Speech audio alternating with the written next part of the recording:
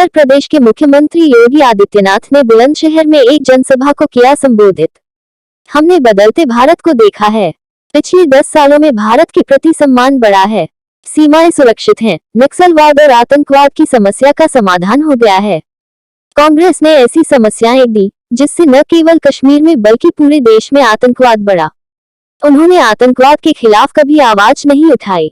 कश्मीर में अनुच्छेद 370 को खत्म कर दिया। जो 2014 के चुनाव के साक्षी हैं, उन्हें पता है कि 2014 में हमें कैसा भारत प्राप्त हुआ था।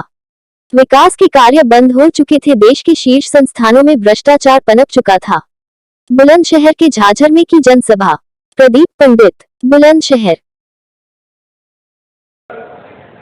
लोकसभा सीट के सिकंदराबाद में आप सबसे संवाद बनाने का अवसर प्राप्त हो रहा है। इस अवसर पर मैं आप सबका हृदय से अभिनंदन करता हूं, स्वागत करता हूं। बहनों और भाइयों, पूरे देश के अंदर लोकसभा का चुनाव चल रहा है।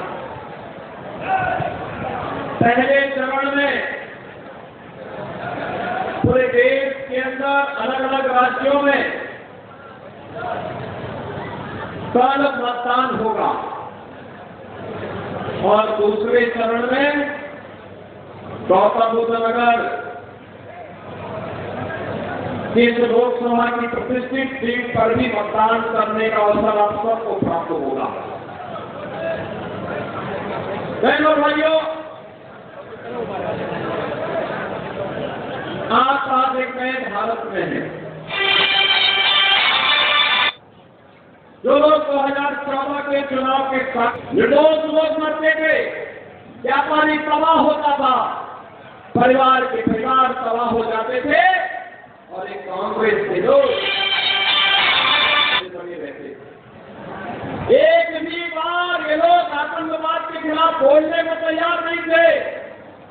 और बहनों भाइयों, आज आप देख रहे होंगे कश्मीर में धारा 370 समाप्त हो गई। महिलाओं की गरिमा की रक्षा करने के लिए 3 तलाक की कुप्रथा समाप्त हो गई। बहनों और भाइयों, इंफ्रास्ट्रक्चर कैसे होना चाहिए, ये सिकंदराबाद सबसे नजदीक है जेवर के, और जेवर में 15 अंतर्राष्ट्रीय एयरपोर्ट आपके सामने एक उदाहरण है। बहनों और भाइयों, एशिया का सबसे बड़ा एयरपोर्ट आपके पास बन रहा है। इसका सर्वाधिक लाभ तो सिकंदराबाद और जेवर को ही होने जा रहा है। यही लोग सबसे ज्यादा लाभ मिलेंगे। हाँ, और व्यवस्था प्रदेश और देश की इसके माध्यम से सुदृढ़ होने वाली है। 12 लेन और 6 लेन के 8 लेन के हाईवे बने, रैपिड रेल की सुविधा देने जा रहे हैं, मेट्रो आ रही है। बहनों भाइयों, रेल की कनेक्टिविटी, डेडिकेटेड फ्रेट कॉरिडोर का जंक्शन दादरी में हमारे विधायक बैठे हैं। इन्हीं की विधानसभा क्षेत्र में डॉक्टर महेश शर्मा जी के इसी क्षेत्र में इसका भी लॉजिस्टिक का सबसे बड़ा केंद्र, देश का सबसे बड़ा केंद्र बनने जा रहा है, जहां लाखों नौकरियां निकलने वाली है। बहनों भाइयों, ये पहले दुनिया के अंदर इस प्रकार के इंफ्रास्ट्रक्चर के लिए जाना जाता था, लेकिन आज सौभाग्य से ऐसा इंफ्रास्ट्रक्चर आपके पास मौजूद है। और गरीब कल्याणकारी योजनाओं की तो कोई कमी ही नहीं। 80 करोड़ गरीब देश के अंदर पिछले 4 साल से मुफ्त में राशन की सुविधा का लाभ प्राप्त कर रहे हैं।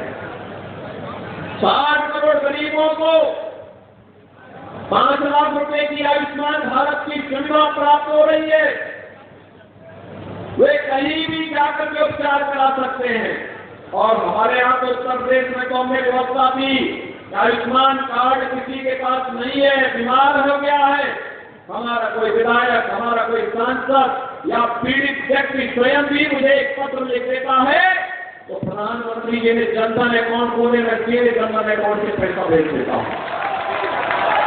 क्योंकि मुझे मालूम है कोई बीमार होगा तो उस परिवार की क्या स्थिति होगी और इसलिए बीमारी के कारण उस परिवार पे कोई आर्थिक बोझ न पड़ने पाए, इसकी जिम्मेदारी सरकार अपने ऊपर लेती है, उपचार का खर्चा स्वयं वहन करने के लिए तैयार रहती है।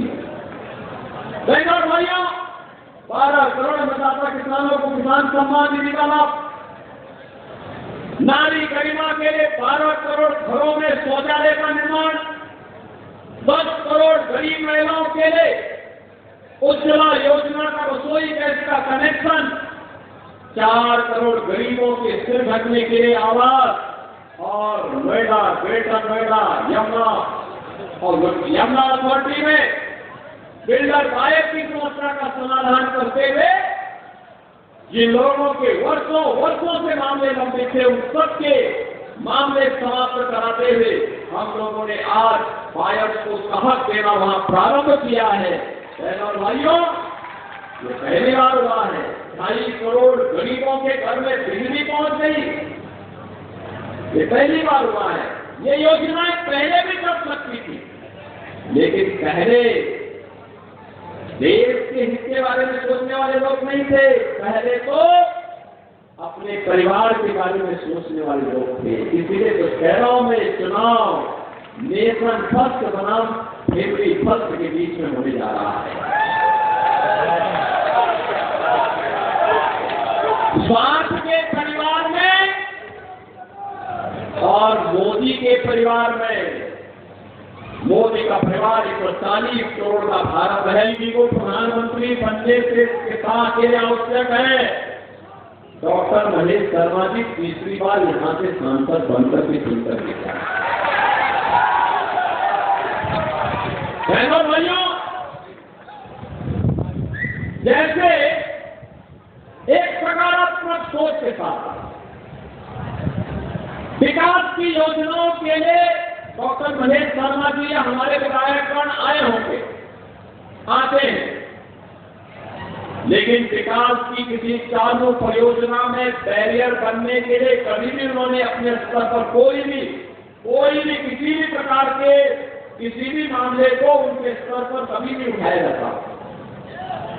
उनके द्वारा हमेशा कहा जाता है कि नहीं, विकास के जो कार्य हो रहे हैं उनमें किसी भी प्रकार की बाधा नहीं आने के एक अच्छे और सच्चे जनप्रतिनिधि का जो दायित्व होता है वही उन लोगों ने अब तक किया है। और यही कारण है कि आज क्षेत्र देश या दुनिया, देश का, प्रदेश ही नहीं देश का सबसे विकसित क्षेत्रों में से एक बनते जा रहा है। बहनों और भाइयों, यहाँ की प्रति व्यक्ति आय, देश के प्रति व्यक्ति आय से सबसे अधिक में से एक जनपद की जो होती है उनमें से एक होने जा रही है। और इसीलिए हम लोग आए कहने थे, क्या जब विकसित भारत की बात करते हैं तो मानक गौतम बुद्ध नगर बनेगा, स्टैंडर्ड गौतम बुद्ध नगर तय करेगा। अब पहले जो अन्य जनपदों से होती थी पहचान, उसको आप पीछे छोड़ते जा रहे हैं। डबल इंजन सरकार के साथ सांसद विधायक आपका है, इसका लाभ आपको प्राप्त होना ही होना है। और बहनों भाइयों, इसका लाभ यहाँ पर आप